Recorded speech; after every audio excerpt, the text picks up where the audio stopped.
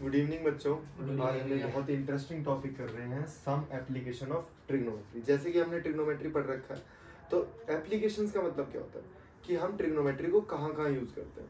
अब ट्रिग्नोमेट्री को कहाँ यूज करते हैं, मान लो नदी के पार कोई पहाड़ लगा हुआ है, कोई बिल्डिंग है, उसकी मुझे हाइट निकालनी है, लेकिन यहाँ पे कोई बंदा खड़ा है, उसको यहाँ से यहाँ तक की दूरी पता है, यहाँ से यहाँ तक की दूरी पता है, और एक ना मीटर आती है, एक डिवाइस आती है, उससे आप किसी भी चीज का एज का एंगल निकाल सकते हो। देखो अभी तो दुनिया बहुत बड़ी हो चुकी है, तो पता नहीं कितने पुरानी बात है, आर्यभट्ट के टाइम की बात बता रहा हूँ मैं, तब ये निकाल लेते थे। उसके बाद तो गैलीलियो ने टेलीस्कोप बना के चांद की दूरी, सूरज के टेम्परेचर, दुनिया भर की चीजें निकाल दी, और हम वो आज की चीज अब सोच भी नहीं सकते वो इतनी बड़ी बड़ी चीज है। तो मैं आपको बता रहा हूँ, ये तो बहुत स्मॉल कंसेप्ट है। यहाँ पे एक डिवाइस लगाई, डिवाइस लगा के यहाँ से यहाँ तक का बस एंगल पता करना होगा, ठीक है। मान लेता हूँ यहाँ से यहाँ का एंगल बन रहा है 30 डिग्री। कितना एंगल बन रहा है? 30 डिग्री। और यहाँ से यहाँ तक की लंबाई है 10, ठीक है। और मुझसे पूछा है हाइट कितनी है, ठीक है। तो अब क्वेश्चन है, मुझे पता है, तो मोस्टली इसमें अप्लाई क्या करना है हमें? tan theta. मोस्टली इसमें अप्लाई क्या करना है हमें? tan theta. तो tan थीटा होता क्या है? Perpendicular upon base. तो मैं एंगल की जगह लिखूंगा 30 डिग्री, एंगल की जगह लिखूंगा 30 डिग्री। परपेंडिकुलर कितना है नहीं पता, h। उसके बाद ये b कितना है? 30। तो tan 30 कितना होता है? 1 अपॉन, अरे ये 10, ये 10 दे रखा है ना मुझे, 10। तो h अपॉन 10, 10 को इधर भेज दो, 10 अपॉन √3, ये हमारी हाइट आ गई, ये हमारी क्या आ गई?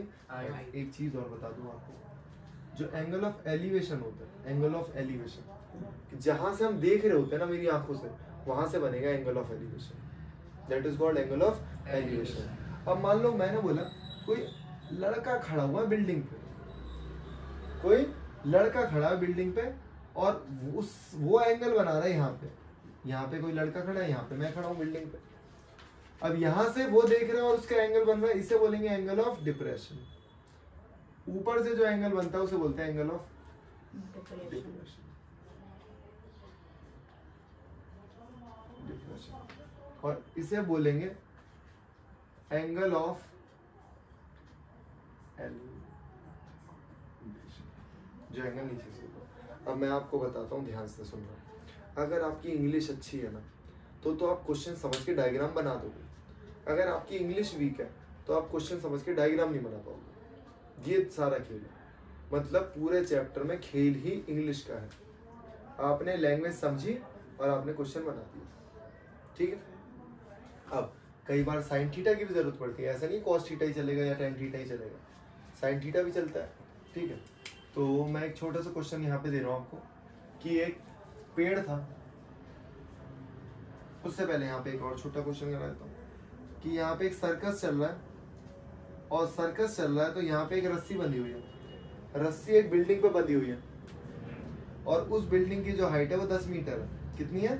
10 मीटर। 10 मीटर है, और मुझे रस्सी की लंबाई निकालनी है, और यहाँ से यहाँ एंगल बन रहा है 30 डिग्री। किसकी लंबाई निकालनी? रस्सी की। और मैंने बताया कहाँ पे रस्सी बंधी हुई है? पॉइंट ए से लेके पॉइंट सी तक, ये है रोप। ये क्या है? Rope. What is the length of rope?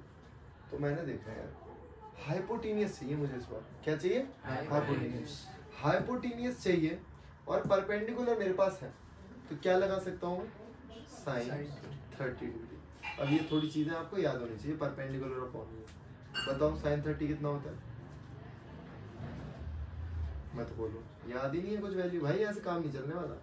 tan h, इसको इधर क्रॉस करो, इसको उधर करो, h की वैल्यू आ गई आपकी 20। तो 20 मीटर की हो गई रस्सी, 20 मीटर की हो गई रस्सी। ऐसे पूछा क्या है, ये बहुत ज्यादा जरूरी है। और पहले आप सीख चुके हो ट्रिग्नोमेट्री की प्रीवियस क्लासेस में, जो आपको पहले पढ़ा चुका हूँ, कि भाई याद रखोगे जो भी एंगल बोला है उसके सामने वाला ही परपेंडिकुलर होगा। अगर मैं एंगल ये वाला दे दूंगा ना, तो इसके सामने वाला परपेंडिकुलर होता है, और एंगल के साथ में जो चिपकी हुई साइड है वो होती है हमारी कॉस की साइड, बेस होता है, ठीक है। इतना समझ में। अब मैं एनसीईआरटी का क्वेश्चन करवा, बहुत ही शानदार क्वेश्चन है एनसीईआरटी का एग्जाम्पल। तो यहाँ पे बोला from A point P on the ground, ठीक है भाई, मैंने यहाँ बनाया ग्राउंड, ग्राउंड पे एक पॉइंट है P, ठीक। द एंगल ऑफ एलिवेशन को मैं बोलूंगा AOE, angle of elevation of the top of the 10 metre high building. मतलब भाई यहाँ पे एक बिल्डिंग बनी हुई है, यहाँ पे क्या बनी हुई है, एक बिल्डिंग बनी हुई है जिसकी लंबाई है 10 मीटर, जिसकी लंबाई है 10 मीटर। और वहां से जो एंगल ऑफ एलिवेशन बन रहा है, वहां से जो एंगल ऑफ एलिवेशन बन रहा है, कितना बन रहा है, 30 डिग्री, ऐसा कि उसने बोला। अब ये flag is hosted at the top of the building, कि भाई ये जो मैंने बिल्डिंग बनाई थी ना, इसके ऊपर एक फ्लैग लगा हुआ है, इसके ऊपर लगा क्या है, फ्लैग। तो ये फ्लैग की लंबाई ले लेता हूँ, मान लेता हूँ मैं x, फ्लैग की लंबाई मान लेता हूँ मैं x, मान लो ये y मान लो, इसको हम x मान लेंगे, ठीक है। और the angle of elevation of the top of the flag is 45, मतलब ये पूरा एंगल अगर मैं नाम दूं A O, नहीं ये तो P है, P A O B, तो ये जो बड़ा वाला एंगल है, ये बड़ा वाला एंगल जो मेरा है, ये है मेरा 45 डिग्री। अब मैं यही बता रहा था कि अगर आपने किसी में देख के भी, मैं तो कह रहा हूँ इधर उधर से देख के भी डायग्राम बना लेते हो अगर आप, तो आप क्वेश्चन को सॉल्व करते हो, पूरा मार्क्स मिलेंगे आपको। लेकिन लैंग्वेज को समझ के डायग्राम बनाना ही डिफिकल्ट टास्क है। कि लैंग्वेज पढ़ी मैंने, बोला एक P पॉइंट है, P पॉइंट है और सामने खड़ी है एक बिल्डिंग, बिल्डिंग के टॉप से एंगल बन रहा है 30 डिग्री, लगभग इसके 20 क्वेश्चन करेंगे हम लोग। और फिर बिल्डिंग के ऊपर एक लगा हुआ है फ्लैग, और फ्लैग से जो एंगल बन रहा है धरती पे, वो बन रहा है 45 डिग्री। ऑफ कोर्स सी बात है, ऊपर जाता जाऊंगा तो एंगल बड़ा होता जाएगा। अब यहाँ पे हमें 2 ट्रायंगल दिख रहे हैं, हमें क्या करना है, हमेशा 90 डिग्री के ट्रायंगल कंसीडर करना है। तो मुझे एक ट्रायंगल दिख रहा है ये वाला OBP, कौन सा, OBP। और अगर मैं लगाऊं tan 30, अगर मैं लगाऊं tan 30, तो मैं बताऊं क्या लिखूंगा, tan मतलब हाइट अपॉन बेस x। ये तो मुझे पता है 1/√3 होता है भाई, हाइट भी मुझे पता है बिल्डिंग की 10 है, और x की वैल्यू क्रॉस करो, x की वैल्यू आ गई tan√3। कोई दिक्कत, बिल्कुल दिक्कत नहीं, निकल गया। अब ये तो काम हो गया। अब मुझे तो मैंने बोला ना दोनों चीजें निकालनी थी, ये भी निकालनी थी कि डिस्टेंस कितना बिल्डिंग से पॉइंट P का, निकाल लिया। अब मुझे ये भी निकालना है फ्लैग की हाइट कितनी है, तो पता है मैं क्या करूँगा, बड़ा वाला ट्रायंगल, क्या लूंगा, बड़ा वाला ट्रायंगल। तो बड़ा वाला ट्रायंगल लिया मैंने ABP,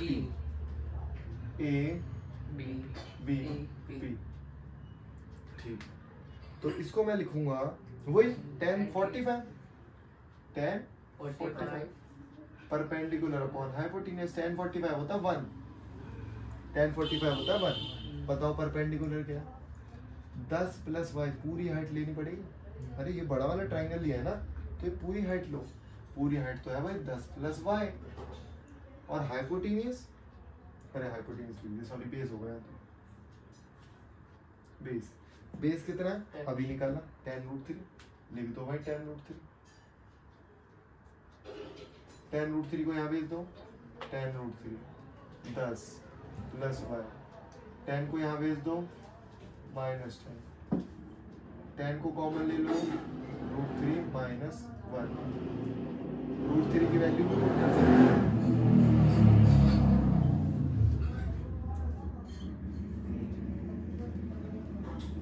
वैसे इतना आएगा 7.3 = 7.312 होती है, बहुत लंबी वैल्यू है, लेकिन हमें इतना ही करना, मतलब ये आपका आंसर है, यही छोड़ दो, आगे बढ़ना ही नहीं है, यही छोड़ दोगे आंसर आ जाएगा। मैं बता रहा हूँ दोबारा से, हमेशा क्या करना होगा, हमेशा ना ट्रायंगल बनेंगे बहुत तरह के, लेकिन 2 ट्रायंगल बनेंगे हमेशा, ट्रायंगल बनेंगे बहुत तरह के, लेकिन उसमें से 2 ट्रायंगल मुझे पिक करना है। ट्रायंगल तो ये भी बनना छोटा सा बाबू ट्रायंगल, लेकिन ये वाला नहीं लेना, ठीक है। ये ट्रायंगल क्यों नहीं लेना भाई, ये 90 डिग्री का नहीं है, 90 डिग्री तो यहाँ बनना है, तो मैं एक लूंगा ये छोटा ट्रायंगल और एक लूंगा मैं बड़ा। ये 2 ट्रायंगल मुझे कंसीडर करना, समझे। फिर कुछ नहीं करा, मैंने 2 ट्रायंगल लिए, दोनों में से एक इक्वेशन को दूसरी इक्वेशन में रखना, जो भी एंगल आपको दे रखा उससे करना पुट, क्वेश्चन हो गया हमारा। टफ है, दोबारा देखोगे तब समझ में आएगा, मैं दोबारा बता दे रहा हूँ। भाई मैंने पहले लिया छोटा वाला ट्राइंगल, उसमें लिया 10 30 क्योंकि 30 डिग्री का एंगल है, और क्योंकि 10 30 होता क्या है, height upon base, height upon base. यहाँ हाइट अपॉन बेस नहीं कह रहा तो इन लोग परपेंडिकुलर लिख देता हूँ, परपेंडिकुलर अपॉन बेस, तो परपेंडिकुलर 10 है, बेस x है, लिख दिया। 10 30 की वैल्यू होती है 1/√3, क्रॉस किया x को यहाँ, इसको ये आ गया वैल्यू। अब लिया बड़ा वाला ट्राइंगल, अब लिया बड़ा वाला ट्राइंगल, तो जब बड़ा वाला ट्राइंगल लिया तो 45 डिग्री का एंगल लेना पड़ेगा, क्योंकि ये तो पूरा बड़ा वाला 45 है, तो b अपॉन p, b कितना है,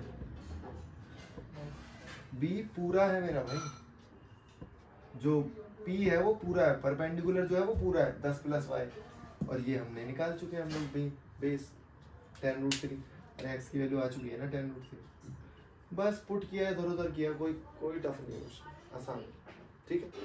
एक बुक के 50। अब क्वेश्चन है बहुत अच्छा, लेकिन ये टेढ़ा जा रहा है थोड़ा सा, देखो बहुत ही शानदार क्वेश्चन है। The shadow of a tower standing on a level ground is found to be 40 meter longer when the sun altitude is 30 degree than when it is 60। अब देख रहे हो 3 लाइन में लिख रहा, लास्ट में लिख रहा फुल स्टॉप, और आएगी ना समझ में, पता है इसका मतलब क्या, वही तो मैं कह रहा हूँ भाई 3 बार पढ़नी पड़ेगी इंग्लिश, कि यहाँ पे एक बिल्डिंग है, कुछ भी है, टावर है, टावर से ना एक सन का एल्टीट्यूड बन रहा है कोई भी 30 डिग्री, और पता है तुम्हें जैसे ही आगे आओगे ना तो एंगल बढ़ता जाएगा, एंगल उसने बोला कि मैं यहाँ से 40 मीटर जैसे ही आगे आया, जैसे ही मैं 40 मीटर आगे आया तो ये एंगल हो गया 60 डिग्री का, एंगल कितना हो गया 60 डिग्री, ये तो हमारा 90 होता ही है, A B C D, okay. अब मैंने बताया ना, यहाँ पे आप ले लो हाइट h, और इसको ले लो आप x। एक दिक्कत ये यार, मेरी h और x एक जैसे लगते हैं, ठीक है, ओके। अब मैं 2 ट्राइंगल बनाऊंगा, ध्यान से देखो, पहले मैं लिखूंगा a b c, तो मैं लिखूंगा 10 60, 10 60 में बताओ क्या आएगा, h अपॉन x, 10 60 कितना होता है 1/√3, अरे नहीं गलत बता रहा, √3 होता है बस, 10 60 √3, h अपॉन x, x को भेज दो इधर, x √3h, हाइट आ गया, हाइट की वैल्यू आ गई। अब मैंने बताया कि बेटा 90 डिग्री वाले एंगल छाट लिए करो, 90 डिग्री का एक और एंगल दिख रहा मुझे, ABD, वहाँ पे 10 30 बन रहा है, वहाँ पे 10 30 बन रहा है, लेकिन बताओ हाइट कितनी है AB, और बेस कितना है, पूरा बेस है 40 + BD, बहुत बढ़िया, क्या बात है, बहुत ही शानदार। ऊपर है H और नीचे 40 + x, और यहाँ पे लिखो √30 की वैल्यू 1/√3, क्रॉस कर दो 40 + x, h √3 उधर लिख दो, h √3, कुछ गड़बड़ हुई है क्या, h की वैल्यू x √3 है, h की वैल्यू कितनी है x √3, तो 40 + कुछ गड़बड़ तो नहीं हो रही है, ठीक है, h की वैल्यू लिख रहा हूँ x √3 × √3, ठीक है। एक तरीका और बताऊंगा, पहले तो ये कर लो, 40 + x, बताओ ये कितना हो गया, x √3 × √3, उसको उधर भेजो 2x, x की वैल्यू 20। अगर तुम्हें ऐसा लग रहा है कि नहीं भाई टफ लग रहा है थोड़ा सा, तो मैं एक और बता दूंगा मिस्टर, दोनों साइड से ये थी, ये इक्वेशन बन रही थी हमारी, मैंने 10 60 लगाया और ये लगाया, दोनों साइड से ना मैं h निकाल लूंगा, बस दोनों साइड से मैं h निकाल लूंगा, यहाँ से h क्या है √3x, वहां से h क्या है, सारे ऊपर भेज दो, ये इक्वेशन 1 और ये इक्वेशन 2, दोनों को रख दो बराबर, दोनों ही h है ना, तो यहाँ लिखूंगा 40 + x, या इसको ऐसे उतार, √3x बराबर 40 प्लस एक्स अपॉन रूट 3। इसको इधर भेजना रूट 3 को। बहुत बढ़िया, बहुत बढ़िया। 3x 40 प्लस एक्स, एक्स को इधर भेजना 2x एक्स बराबर 20 ऐसे वैसे कर लोगे। आपको मैं बता रहा हूँ कुछ नहीं करना भाई, कैसे भी करके हमें 30-40 क्वेश्चन लगाने, उससे बाहर नहीं आएगा।